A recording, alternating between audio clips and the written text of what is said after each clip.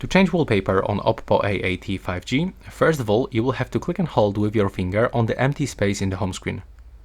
And now, from all of these settings at the bottom, select the wallpapers. This is the left bottom corner button. Now we can find here the classic static wallpapers. And if you want to get them, you can just click on the wallpaper that you want to pick and clap apply.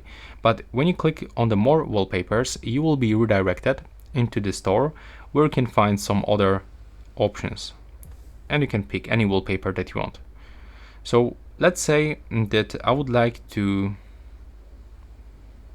maybe I would like to get this wallpaper,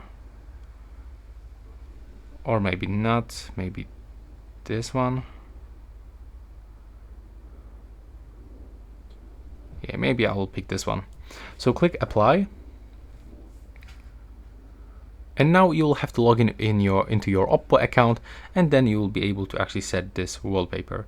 So now I will actually get, for example, this one. Click to apply, select lock screen or the home screen, or for both of them. And now, as you can see, it will be finished.